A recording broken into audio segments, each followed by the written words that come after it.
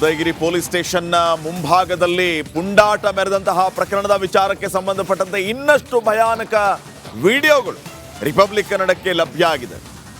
ನಿಮಗೆ ಆಶ್ಚರ್ಯ ಮತ್ತು ಆತಂಕ ಕಾಡಬಹುದು. ಒಂದೇ ಒಂದು ಕ್ಷಣದಲ್ಲಿ ಸಾವಿರಾರು ಮಂದಿಯಲ್ಲಿ ಜಮಾವಣೆಗೊಳ್ತಾರೆ. ಇವರೆಲ್ಲ ಎಲ್ಲಿಂದ ಬಂದರು, ಹೇಗೆ ಬಂದರು, ಇದೆಲ್ಲವೂ ಕೂಡ ಪೂರ್ವ ನಿಯೋಜಿತವೇ ಆಗಿದ್ರೆ ಈ ಪೂರ್ವ ನಿಯೋಜಿತ ಕೃತ್ಯದ ಹಿಂದೆ ಇರುವಂಥವ್ರು ಯಾರು, ಅವರ ಉದ್ದೇಶ ಏನಾಗಿತ್ತು, ಈ ಎಲ್ಲ ಪ್ರಶ್ನೆಗಳು ಕಾಡ್ತಾ ಇದೆ. ರಿಪಬ್ಲಿಕ್ ಕನ್ನಡಕ್ಕೆ ಮತ್ತಷ್ಟು ಭಯಾನಕ ವಿಡಿಯೋ ಲಭ್ಯ ಆಗಿದೆ. ಒಂದೇ ಕ್ಷಣದಲ್ಲಿ ಠಾಣೆಯ ಮುಂದೆ ಸಾವಿರಾರು ಜನ ಸೇರ್ತಾರೆ. ಪುಂಡರ ಪಡೆ ಮನವೊಲಿಸೋದಕ್ಕೆ ಡಿಸಿಪಿ ಮುತ್ತುರಾಜ್ ಅವರು ಪ್ರಯತ್ನ ಮಾಡ್ತಾರೆ. ಇಲ್ಲಿ ಗಮನಿಸಬೇಕಾಗಿರುವಂತ ಒಂದು ವಿಚಾರ ಏನಂತಂದ್ರೆ, ಕ್ಷಣಾರ್ಧದಲ್ಲಿ ಪುಂಡರು ಸಾವಿರಾರು ಜನ ಸೇರ್ತಾರೆ. ಸಾವಿರಾರು ಜನ ಸೇರೋದನ್ನ ಕಂಟ್ರೋಲ್ ಮಾಡೋದಕ್ಕೆ ಠಾಣೆಯ ಮುಂದೆ ಇದ್ದದ್ದು ಕೇವಲ ಬೆರಳೆಣಿಕೆಯಷ್ಟು ಪೊಲೀಸರು ಮಾತ್ರ. ಪುಂಡರ ಪಡೆಯನ್ನ ಮನವೊಲಿಸೋದಕ್ಕೆ ಡಿಸಿಪಿ ಮುತ್ತುರಾಜ್ ಅವರು ಬಹಳ ಪ್ರಯತ್ನವನ್ನ ಮಾಡ್ತಾರೆ. ಪೊಲೀಸ್ ಜೀಪನ್ನು ಹತ್ತಿ ಪರಿಪರಿಯಾಗಿ ಡಿಸಿಪಿ ಮನವಿಯನ್ನು ಮಾಡಿಕೊಂಡ್ರೂ ಕೂಡ ಯಾವುದೇ ರೀತಿಯ ಪ್ರಯೋಜನ ಆಗಲಿಲ್ಲ.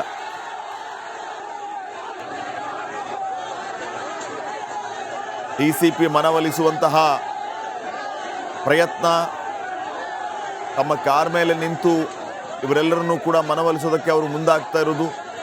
ಅಲ್ಲಿ ಕ್ಷಣಾರ್ಧದಲ್ಲಿ ಸಾವಿರಾರು ಜನ ಸೇರಿರುವಂಥ ದೃಶ್ಯಗಳನ್ನು ತಾವು ಗಮನಿಸ್ತಾ ಇದ್ದೀರಿ. ಡಿಸಿಪಿ ಮುತ್ತುರಾಜ್ ಮನವರಿಕೆ ಮಾಡ್ತಾ ಇದ್ದ ವಿಡಿಯೋ ಲಭ್ಯ ಆಗಿದೆ. ಒಂದೇ ಒಂದು ಕ್ಷಣದಲ್ಲಿ ಸಾವಿರಾರು ಜನ ಸ್ಟೇಷನ್ ಎದುರುಗಡೆ ಸೇರಿಬಿಡ್ತಾರೆ. ಆದರೆ ಇವ್ರನ್ನ ಕಂಟ್ರೋಲ್ ಮಾಡೋದಕ್ಕೆ ಸ್ಟೇಷನ್ನಲ್ಲಿ ಇದ್ದದ್ದು ಕೇವಲ ಬೆರಳೆಣಿಕೆಯಷ್ಟು ಮಾತ್ರ ಪೊಲೀಸರು. ಎನಿಹೌ ಡಿಸಿಪಿ ಸಾಹೇಬರಲ್ಲಿ ಬರ್ತಾರೆ ಮುತ್ತುರಾಜ್ ಅವರು, ಇವ್ರನ್ನ ಮನವೊಲಿಸುವಂತಹ ಕೆಲಸಕ್ಕೆ ಮುಂದಾಗ್ತಾರೆ. ಆದರೆ ಯಾವುದೂ ಕೂಡ ಪ್ರಯೋಜನ ಆಗಲಿಲ್ಲ.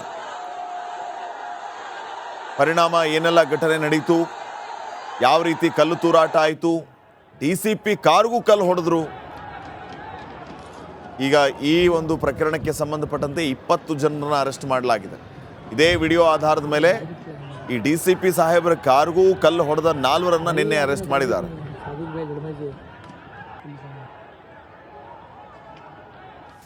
ಈ ಬಗ್ಗೆ ಇನ್ನಷ್ಟು ಮಾಹಿತಿಯನ್ನು ನೀಡ್ತಾರೆ ನಮ್ಮ ಮೈಸೂರು ಪ್ರತಿನಿಧಿ ವಿನೋದ್. ಈಗ ನೇರ ಸಂಪರ್ಕದಲ್ಲಿ ಜಾಯ್ನ್ ಆಗ್ತಿದ್ದಾರೆ. ವಿನೋದ್, ಗಮನಿಸ್ತಾ ಇದ್ದೀವಿ, ಒಂದ್ ಕಡೆ ಒಂದೊಂದೇ ವಿಡಿಯೋಗಳು ಲಭ್ಯ ಆಗ್ತಾ ಇರೋದು, ಮತ್ತೊಂದು ಕಡೆ ಲಿಟ್ರಲಿ ಇದು ಈ ಹಿಂದೆ ಏನು DJ ಹಳ್ಳಿ KG ಹಳ್ಳಿಲಿ ಘಟನೆ ನಡೆದಿತ್ತು, ಆ ಒಂದು ಘಟನೆಯನ್ನ ಮರುಕಳಿಸ್ತಾ ಇದೆ, ಆದ ಒಂದು ಘಟನೆಯನ್ನ ನೆನಪಿಸ್ತಾ ಇದೆ. ಇಲ್ಲಿ ಪೊಲೀಸರು ಅವರಿಗೆ ಪ್ರಯೋಜನ ಅಂದರೆ ಮನವಿಯನ್ನ ಮಾಡಿಕೊಡ್ತಾರೆ, ಮನವೊಲಿಸುವಂಥ ಕೆಲಸಕ್ಕೆ ಮುಂದಾಗ್ತಾರೆ, ಯಾವುದು ಕೂಡ ಪ್ರಯೋಜನ ಆಗಲಿಲ್ಲ. ಕ್ಷಣಾರ್ಧದಲ್ಲಿ ಸಾವಿರಾರು ಜನ ಸೇರ್ತಾರೆ ಅಂತಂದ್ರೆ ಸಹಜವಾಗಿ ಕಾಡುವ ಪ್ರಶ್ನೆ, ಎಲ್ಲವೂ ಪ್ರೀ ಪ್ಲಾನ್ ಆಗಿತ್ತಾ ಅಂತ. ಈಗ ಈ ಕ್ಷಣದವರೆಗೂ ಪೊಲೀಸರು ಯಾವ ರೀತಿ ತನಿಖೆಯನ್ನ ಮಾಡ್ತಾ ಇದ್ದಾರೆ, ಅವರಿಗೆ ಸಿಕ್ಕಂತ ಮಾಹಿತಿ ಏನೆಲ್ಲ ಅಪ್ಡೇಟ್ಸ್ ಕೊಡ್ತೀರಿ? ಶ್ರೀಪಾದ್, ಈಗಾಗಲೇ ಏನು ಕಳೆದ 4 ದಿನಗಳ ಹಿಂದೆ ಏನು ವಿವಾದಿತ ಪೋಸ್ಟರ್ ಯಾವಾಗ ವೈರಲ್ ಆಯಿತು, ವೈರಲ್ ಆದ ತತ್ಕ್ಷಣದಲ್ಲೇ ಏನು ದೂರು ಬರುತ್ತೆ ಉದಯಗಿರಿ ಪೊಲೀಸ್ ಠಾಣೆಗೆ. ತತ್ಕ್ಷಣದಲ್ಲಿ ಆರೋಪಿಯಾಗಿರುವಂತಹ ಪಾಂಡುರಂಗ ಅಲಿಯಾಸ್ ಸತೀಶ್ ಅವರನ್ನು ವಶಕ್ಕೆ ಪಡೆದು ವಿಚಾರಣೆಗೊಳಪಡಿಸ್ತಾರೆ. ಈ ಸಂದರ್ಭದಲ್ಲಿ ಏಕಾಏಕಿ ಉದಯಗಿರಿ ಪೊಲೀಸ್ ಠಾಣೆ ಮುಂಭಾಗದಲ್ಲಿ 1,000ಕ್ಕೂ ಹೆಚ್ಚು ಜನರು ಕೂಡ ಏನು ಜಮಾಯಿಸ್ತಾರೆ. ಯಾಕಂದರೆ ಅವರೆಲ್ಲರೂ ಕೂಡ ಆಗ್ರಹ ಮಾಡ್ತಾ ಇದ್ದದ್ದು, ಆ ವ್ಯಕ್ತಿಯನ್ನು ನಮಗೆ ಕೂಡ ನಾವು ಲೇಣಿಗೆ ಆಗ್ತೀವಿ ಅನ್ನುವಂತಹ ಗಲಾಟೆಯನ್ನು ಮಾಡ್ತಾ ಇರ್ತಾರೆ. ಈ ಸಂದರ್ಭದಲ್ಲಿ ನಿಜಕ್ಕೂ ಕೂಡ ಡಿಸಿಪಿ ಮುತ್ತುರಾಜ್ ಅವರು ಪರಿಪರಿಯಾಗಿ ಬೇಡ್ಕೊಳ್ತಾರೆ. ಯಾಕಂದರೆ ಆ ವಿಜುವಲ್ಸನ್ನು ನೋಡಿದ್ರೆ ಗೊತ್ತಾಗುತ್ತೆ, 2,000ಕ್ಕೂ ಹೆಚ್ಚು ಜನರು ಒಂದೇ ಕಡೆ ನಿಂತಿರುವಂಥದ್ದು ಭಾಳ ಸ್ಪಷ್ಟವಾಗಿ ಗೊತ್ತಾಗುತ್ತೆ. ಉದಯಗಿರಿ ಪೊಲೀಸ್ ಠಾಣೆಯಲ್ಲಿ ಸುಮಾರು ಅವತ್ತು ರಾತ್ರಿ ಒಂದು 20-25 ಜನ ಸಿಬ್ಬಂದಿಗಳಿದ್ದರು. ಯಾವಾಗ ಈ ಘಟನೆ ದೊಡ್ಡದಾಗ್ತಾ ಹೋಗುತ್ತೆ, ಸೊ ಅಲ್ಲಿಗೆ ಎಕ್ಸ್ಟ್ರಾ ಫೋರ್ಸ್ ಕರ್ಸ್ಕೊಳ್ಳೋಕೆ ಕೂಡ ಸ್ವಲ್ಪ ಸಮಯ ಆಗುತ್ತೆ. ಯಾಕಂದರೆ ಬೇರೆ ಬೇರೆ ಠಾಣೆಗಳಿಂದ KSRP ವಾಹನಗಳಿರ್ಬೋದು ಎಲ್ಲರೂ ಕರ್ಸ್ಕೊಳ್ಳೋದಕ್ಕೆ. ಆ ಸಂದರ್ಭದಲ್ಲಿ ಆಗಲೇ 2,000ಕ್ಕೂ ಹೆಚ್ಚು ಕೂಡ ಅಲ್ಲಿ ಸೇರಿಕೊಂಡಿರ್ತಾರೆ. ಈಗಾಗಲೇ ಏನು ಕಾಂಗ್ರೆಸ್ನ ಕೆಲವು ವ್ಯಕ್ತಿಗಳು ಹೇಳ್ತಾ ಇದ್ರು, 1,000 ಜನರ ಮೇಲೆ FIR ಮಾಡಿದ್ದಾರೆ, 1,000 ಜನ ಇರೋದಕ್ಕೆ ಏನು ಸಾಕ್ಷಿ ಅಂತ ಕೇಳ್ತಾ ಇದ್ರು. ಇವತ್ತು ಅದಕ್ಕೆ ಒಂದು ಸಾಕ್ಷಿ ಸಿಗ್ತಾ ಇರುವಂಥದ್ದು. 1,000ಕ್ಕೂ ಹೆಚ್ಚು ಜನರು ಆ ಒಂದು ಏನು ಗಲಾಟೆಯ ಪ್ರತಿಭಟನೆಯಲ್ಲಿ ಭಾಗಿಯಾಗಿದ್ದರು. ಏಕಾಏಕಿ ಅಂತಹ ಸಂದರ್ಭದಲ್ಲಿ ಪೊಲೀಸರು ಕೂಡ ಏನು ಮಾಡಬೇಕು ಅಂತ ದೋಷೋದಿಲ್ಲ. ಸೊ ಹೀಗಾಗಿ ಎಲ್ಲರಲ್ಲೂ ಕೂಡ ಮೊದಲಿಗೆ ಸಮಾಧಾನ ಪಡಿಸುವಂಥ ಕೆಲಸವನ್ನು ಮುತ್ತುರಾಜ್ ಮಾಡ್ತಾರೆ. ಆ ಸಂದರ್ಭದಲ್ಲಿ ಅಂದರೆ ಪರಿಪರಿಯಾಗಿ ಬೇಡ್ಕೊಂಡ್ರು ಕೂಡ ಯಾವಾಗ ಅವರು ಸಮಾಧಾನ ಪಡಿಸ್ಕೊಳ್ಳೋದಿಲ್ಲ, ಆ ಸಂದರ್ಭದಲ್ಲಿ ಪೊಲೀಸರು ಕೂಡ ಲಾಠಿ ಚಾರ್ಜನ್ನು ಮಾಡಿ ಗುಂಪನ್ನು ಸೇರಿಸುವಂತಹ ಕೆಲಸಕ್ಕೆ ಮುಂದಾಗುವಂಥದ್ದು. ಒಂದು ವೇಳೆ ಅವತ್ತು ಮುತ್ತುರಾಜ್ ಅವರು ಇರ್ಬೋದು, ಜೊತೆಗೆ ಜೊತೆಗೆ ಲಾಠಿ ಚಾರ್ಜ್ ಇರ್ಬೋದು ಮತ್ತೆ ಟಿಆರ್ ಗ್ಯಾಸ್ ಎಲ್ಲ ಸಿಡಿಸದೇ ಇದ್ದಲ್ಲಿ ನಿಜಕ್ಕೂ ಕೂಡ ಉದಯಗಿರಿ ಪೊಲೀಸ್ ಠಾಣೆ ಎಲ್ಲ ಅವರು ಬಿಡ್ತಾ ಇರಲ್ಲ. ಅಷ್ಟರ ಮಟ್ಟಿಗೆ ಧ್ವಂಸ ಮಾಡೋದಕ್ಕೂ ಕೂಡ ದೊಡ್ಡ ಮಟ್ಟದ ಪ್ಲಾನ್ ಎಲ್ಲ ಮಾಡ್ಕೊಂಡಿರೋ ಬಗ್ಗೆ ಈಗಾಗಲೇ ಮಾಹಿತಿಗಳು ಲಭ್ಯ ಆಗ್ತಾ ಇರುವಂಥದ್ದು. ಯಾಕಂದರೆ ಏಕಾಏಕಿ ಸುಮಾರು 1 ಗಂಟೆ 2 ಗಂಟೆ ಸಮಯದಲ್ಲಿ ಅಷ್ಟು ಜನ ಸೇರೋದಕ್ಕೆ ಸಾಧ್ಯವೇ ಇಲ್ಲ. ಸೊ ಹೀಗಾಗಿ ಎಲ್ಲೋ ಒಂದು ಕಡೆ ದೊಡ್ಡ ಮಟ್ಟದ ಪ್ರೀ ಪ್ಲಾನ್ ಆಗಿತ್ತು ಅನ್ನುವಂಥದ್ದು ಬಹಳ ಸ್ಪಷ್ಟವಾಗಿ ಗೊತ್ತಾಗ್ತಾ ಇದೆ. ಕೇವಲ ಒಂದೇ ಒಂದು ಪೋಸ್ಟರಲ್ಲಿ ಈ ರೀತಿಯಾದಂತಹ ಗಲಾಟೆ ಸೃಷ್ಟಿ ಮಾಡ್ತಿರೋದಾದರೆ ನಿಜಕ್ಕೂ ಕೂಡ ಸಾಕಷ್ಟು ದೊಡ್ಡ ಮಟ್ಟದ ಏನು ಗಲಭೆಯನ್ನು ಸೃಷ್ಟಿ ಮಾಡೋದಕ್ಕೂ ಕೂಡ ಪ್ಲಾನ್ ಮಾಡ್ಕೊಂಡಿದ್ದಾರೆ ಅನ್ನೋ ಬಗ್ಗೆ ಸಾಕಷ್ಟು ಅನುಮಾನಗಳು ವ್ಯಕ್ತ ಆಗ್ತಾ ಇದೆ. ಈಗ ಪೊಲೀಸರು ಕೇವಲ 20 ಜನರ ಅಷ್ಟೇ ವಶಕ್ಕೆ ತಂದುಕೊಂಡಿರುವಂಥದ್ದು. ಈಗಾಗಲೇ ಬಂಧಿಸಿ ಅವ್ರನ್ನ ಜೈಲಿಗೆ ಕಳಿಸಿದ್ದಾರೆ. ಆ ಒಂದು ಗಲಾಟೆ ನಿಜಕ್ಕೂ ಕೂಡ 1000ಕ್ಕೂ ಹೆಚ್ಚು ಜನರು ಭಾಗಿಯಾಗಿದ್ದರು ಅಂತೇಳಿ FIR ಅಲ್ಲಿ ಉಲ್ಲೇಖ ಮಾಡಿದ್ದಾರೆ. ಸೊ ಹೀಗಾಗಿ ಮುಂದಿನ ದಿನಗಳಲ್ಲಿ ಪೊಲೀಸರು ಯಾವ ರೀತಿಯಾದಂತಹ ನಿರ್ದಾಕ್ಷಿಣ್ಯ ಕ್ರಮವನ್ನು ತೆಗೆದುಕೊಳ್ತಾರೆ ಕಾದು ನೋಡಬೇಕಾಗತ್ತೆ. ಶ್ರೀಪಾದ್, ವಿನೋದ್, ನಾವು ಈ ಹಿಂದೆ ಗಮನಿಸಿದ್ದೀವಿ, ಮೈಸೂರಿನ ಇತಿಹಾಸದಲ್ಲಿ ಬಹುಶಃ ತಮಗೆ ಗೊತ್ತಿರುತ್ತೆ, ಈ ರೀತಿಯ ಘಟನೆಗಳು ನಡೆದಿದ್ರು ವಿರಳ ಅಂತ ಅನಿಸುತ್ತೆ. ಆಬ್ವಿಯಸ್ಲಿ ನಡೆದಿಲ್ಲ ಅನ್ನುವಂತಹ ನಂಬಿಕೆ ನಮ್ಮದು. ಈಗ ಈ ರೀತಿಯ ಘಟನೆ ನಡೆದಿರುವಂಥದ್ದು ರಾಜಕೀಯ ಚರ್ಚೆಯ ಆಯಾಮಕ್ಕೂ ಕಾರಣ ಆಗ್ತಾ ಇದೆ. ಸಂಸದರಿಗೆ ಕೆಟ್ಟ ಹೆಸರು ಬರೋದಕ್ಕೆ ಇದೆಲ್ಲವೂ ಕೂಡ ಪ್ರೀ ಪ್ಲಾನ್ ಆಗಿ ಮಾಡಲಾಗಿದೆ ಅನ್ನುವಂತಹ ಮಾತುಗಳು ಕೇಳಿ ಬರ್ತಾ ಇದೆ. ಕಾಂಗ್ರೆಸ್ ವರ್ಸಸ್ BJP ಅನ್ನುವಂತಹ ಪರಿಸ್ಥಿತಿ ನಿರ್ಮಾಣ ಆಗಿದೆ. ಅವರವ್ರಿಗೆ ಇಷ್ಟ ಬಂದಂಗೆ ಹೇಳಿಕೆಗಳನ್ನು ಕೊಡ್ತಾ ಇದ್ದಾರೆ.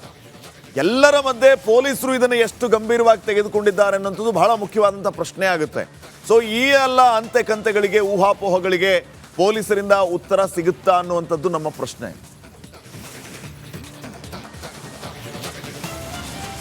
ಶ್ರೀಪಾದ್, ನಿಜಕ್ಕೂ ಕೂಡ ಈ ಒಂದು ಪ್ರಕರಣ ಯಾವಾಗ ನಡೆಯಿತೋ ಅವತ್ತೇ ಒಂದು ರೀತಿಯಾದಂತಹ ಅನುಮಾನಗಳು ಶುರು ಆಗ್ತಾ ಇದೆ. ಈ ಒಂದು ಪ್ರಕರಣ ರಾಜಕೀಯವಾಗಿ ಬದಲಾಗ್ತಾ ಹೋಗುತ್ತೆ ಅಂತೇಳಿ ಯಾವಾಗ ಈ ಒಂದು ಪ್ರಕರಣ ಆಗ್ತಿದ್ದಾಗೆ ಪ್ರೆಸ್ ಮೀಟ್ ಅನ್ನು ಮಾಡಿದಂತಹ KPC ಹೋಗ್ತಾ ಇರುವಂತಹ ಲಕ್ಷ್ಮಣ್ ಅವರು ಒಂದು ಹೇಳಿಕೆಯನ್ನು ಕೊಡ್ತಾರೆ, ಈ ಒಂದು ಪ್ರಕರಣಕ್ಕೆ RSS ಅವರೇ ಕಾರಣ ಅಂತೇಳಿ. ಸೊ ಹೀಗಾಗಿ ನಿಜಕ್ಕೂ ಕೂಡ ಆ ಪೊಲೀಸರ ಆ ದೊಡ್ಡ ಮಟ್ಟದ ಗಲಾಟೆಯನ್ನು ಉಳಿಸ್ತಾ ಇದ್ರೆ ಅವರ ಹೇಳಿಕೆ ನಿಜಕ್ಕೂ ಕೂಡ ಬಾಲಿಶವಾದಂತಹ ಹೇಳಿಕೆ ಅಂತ ಎಲ್ಲರೂ ಕೂಡ ಅಂದ್ಕೊಳ್ಳೇಬಹುದು. ಯಾಕಂದರೆ ಇದಾದ ನಂತರದಲ್ಲಿ ಪೊಲೀಸರ ಆತ್ಮಸ್ಥೈರ್ಯವನ್ನು ಕುಗ್ಗಿಸುವಂತಹ ಹೇಳಿಕೆಯನ್ನ ಸಚಿವ ರಾಜಣ್ಣ ಕೊಡ್ತಾರೆ. ಇದೆಲ್ಲದಕ್ಕೂ ಕೂಡ ಉತ್ತರವನ್ನ ಮೈಸೂರಿಗೆ ಬಂದಂತಹ DK ಶಿವಕುಮಾರ್ ಕೂಡ ಅವರಿಗೆ ಕೌಂಟರ್ ಕೊಡುವಂತಹ ಕೆಲಸವನ್ನು ಮಾಡ್ತಾರೆ. ಈ ರೀತಿಯಾದಂತಹ ಆರೋಪ ಪ್ರತ್ಯಾರೋಪ ಮಾಡುವ ಬದಲು ಗಲಾಟೆಗೆ ಕಾರಣರಾದಂತಹ ಆರೋಪಿಗಳಿದೆ ಅವರನ್ನು ವಶಕ್ಕೆ ಪಡೆದು ಕಠಿಣವಾದ ಶಿಕ್ಷೆ ಕೊಡಿಸಿದ್ರೆ ಈ ರೀತಿಯಾದಂತಹ ಆರೋಪ ಪ್ರತ್ಯಾರೋಪಕ್ಕೆ ಸಾಕ್ಷಿ ಆಗ್ತಾ ಇರಲ್ಲ. ಎಲ್ಲೋ ಒಂದು ಕಡೆ ಸರ್ಕಾರ ಇರ್ಬೋದು, ಜನಪ್ರತಿನಿಧಿಗಳಿರ್ಬೋದು, ಒಂದು ಸಮುದಾಯವನ್ನು ಓಲೈಸೋದಕ್ಕೆ ಕೇವಲ ಮತ ಬ್ಯಾಂಕ್ಗಾಗಿ ಈ ರೀತಿಯಾದಂತಹ ನಿಲುವುಗಳನ್ನು ವ್ಯಕ್ತಪಡಿಸ್ತಾ ಇದ್ದಾರೆ. ನಿಜಕ್ಕೂ ಕೂಡ ಮುಂದಿನ ದಿನಗಳಲ್ಲಿ ಇದು ಬಹಳ ಕೆಟ್ಟದಂತಹ ಸಂದೇಶವನ್ನು ರವಾನೆ ಆಗುತ್ತೆ. ಯಾಕಂದರೆ ಈಗಾಗಲೇ ತನ್ವೀರ್ ಸೇಠ್ ಅವರು ಹೇಳ್ತಾ ಇದ್ರು, ಅಮಾಯಕರನ್ನ ಯಾವುದೇ ಕಾರಣಕ್ಕೂ ಬಂಧಿಸಬೇಡಿ ಅಂತೇಳಿ. ಈಗಾಗಲೇ ಅಮಾಯಕರು ಅಂದ್ರೆ ಯಾರು ಅಂತ ನಿಜಕ್ಕೂ ಕೂಡ ಅರ್ಥ ಆಗ್ತಾ ಇಲ್ಲ. ಯಾಕಂತಂದರೆ ಎಲ್ಲರೂ ಕೂಡ ಕಲ್ಲೆಸೆಯುವಂಥವ್ರು, ಗಲಾಟೆ ಮಾಡುವಂಥವ್ರು ಅಮಾಯಕರು ಅಂತ ಹೇಳೋದಾದರೆ ನಿಜಕ್ಕೂ ಕೂಡ ಹಾಗಾದರೆ ನಿಜವಾದ ಅಮಾಯಕರು ಯಾರು ಅನ್ನೋದೇ ಅವ್ರಿಗೆ ಕೇಳಬೇಕಾದಂಥ ಪ್ರಶ್ನೆ ಆಗುತ್ತೆ.